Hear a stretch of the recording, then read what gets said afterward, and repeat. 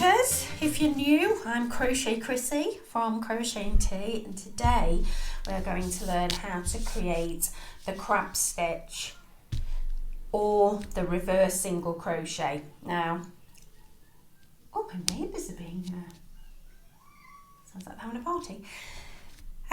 It is half term here in the UK, so the kids are enjoying the last of autumn. Okay, so the crab stitch, why is it called the crab stitch? Probably because we crochet backwards, which seems a bit strange because crabs don't walk backwards, they walk sideways. But anyway, go with me. What it does is create this kind of cord effect. It's perfect for edging, and you've got these loops at an angle this way. Almost looks a little bit like a circular saw if anyone's got any builder friends, or are builders. Builders can crochet too. That should be the intro. Enough of that. Let's get on to it. So if you just joined from making this coaster, which is an alternating double and single, which has these lovely concentric circles, you will be back with me ready to go. If you've only just joined, you can attach the crab stitch to any circular coaster you like, or you can have a go at making this one. I'll pop a link up here below, up here, above. Alternatively, you can find lots of circular coasters in my repertoire. Okay, I am using Sheepy Soft Fun, which is basically a double knit weight cotton and acrylic with a 3.5 hook for anyone that is interested. Okay, let's get to grips with the crab stitch. You're going to be crocheting backwards. It's going to make you feel very strange. But what you're going to do is you're going to be tipping your hook and you're going to be putting it into your work like this. And that will feel weird, but go with me. So take your hook, tip it up and put it into this stitch here, like this, yeah? You okay with that?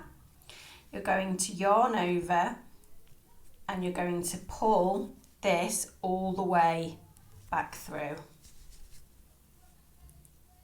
Like this, and bring it round, and you're going to then end up with two, and they're probably going to have crossed over. You've got your original loop, and your new loop, and they will crisscross over. Don't worry about it. You're going to then yarn over and pull through,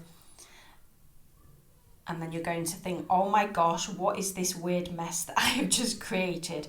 You're going to swing your hook round. I like to do it from the top, so that I can point in, and I'm going to flip over, can you see? So I can point in like that. I then like to just pick my yarn up underneath straight away. If you're less comfortable with that, you can yarn around, but I generally can pick it up because I've got my hook, and I can spin it back around, can you see? Turn it back so that it's facing that way. Can you see how I've got one loop crossed over the other? I don't worry about that. I yarn over, I pull back through, and can you see now, oh, I've got the start of this ribbed. So I'm going in here, picking it up, pulling it back through. I like to spin it to the top, and then I like to spin it to the side, making sure I've got this nice and loose. Then I yarn over and pull through, and it's all about the way that you do it. So we're going into this one here. So you can always do that if you want. Pick your yarn up, bring it back through. So I spin it up to the top first, and then as I kind of anchor my hook this way, it's actually nicely pulling a long strand of this so that I can yarn over and go through like I would normally. So I'm closing the stitch in a very familiar and comfortable way, but what it's creating is these little humps where I've got this longer one that's crisscrossed over. So it's easier to tip it up to the top, to point it through, to look, pick it up from the back and bring it back through, tip it up to pull that yarn along and pull that through. Now you will get a rhythm where when you've pulled it through you think, oh, I can just go straight back in, look.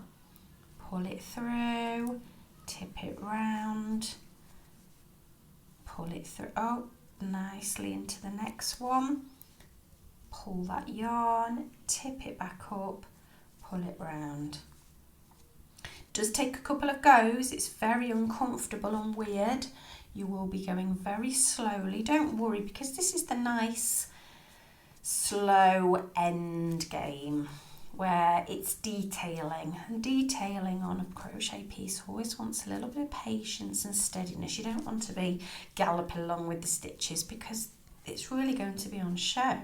Let's be honest, you're going to want these to all look nice and even and nice and curled.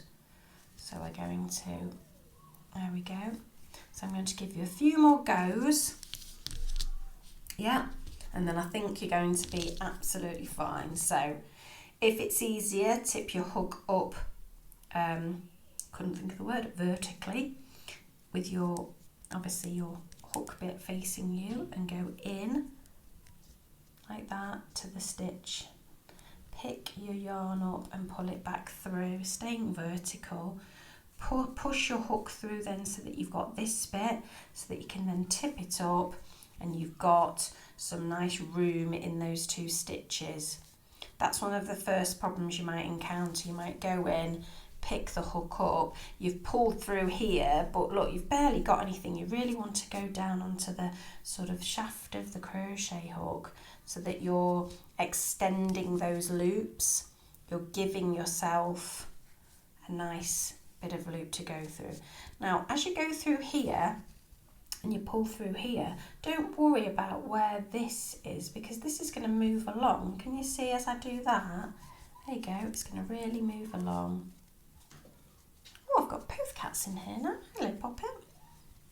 And that is a very, very satisfying crab stitch to nicely edge any project. It's also quite good for joining. In fact, here we go. I've got a cushion. Ta-da! Can I show you my cushion? And if you see the edge where I've joined this is a nice bobble pattern if you're interested, where I've joined the edges. I joined them with singles, but then I decided actually it's going to make a much nicer piping effect. Because when you join something with singles, it can start to be a little bit undulated and not be very straight, whereas this is the perfect stitch to really straighten and round off something on the edge. So yeah, really good for joining things together and really good. Another reason I like it is not everyone likes fancy scallops and bobble edges, and they still want it to feel quite round and uniform, and that's the beauty of this, is it still feels round. It doesn't feel like it's got lots of flouncy bells and whistles on, but it does give it a little bit more. It also gives it a bit more depth, so obviously when you've got your cup on it, it does kind of feel like it's got this little raised border. If you had a bigger cup, it would almost feel like it's kind of snugly holding that, which is another reason it works so well on them. And my cat's now playing with the scratcher on the floor, as always. Thanks, Poppet. The happy hookers don't want to crochet in peace or anything. Let's do a couple more, and then I'm going to leave you to it. So placing your hook in, pulling through, swiveling round and pulling through. Yep, get yourself into a nice rhythm. Practice. Before you know it, I bet by the time you get halfway round, you're like, oh, actually, this is definitely starting to fall into place. If you have any questions or anything that you can't seem to get right in your brain, by all means, drop me a comment. I reply to all my comments, and you'll see that I genuinely, unless they're comments that I'm going to really struggle to reply, because, they're people putting timestamps in to remind themselves where they are. Although even people that do that, I feel like I need to put a thumbs up, like, thanks for popping your timestamp in so you know where you are in my video. Okay, crab stitch away. Wonderful.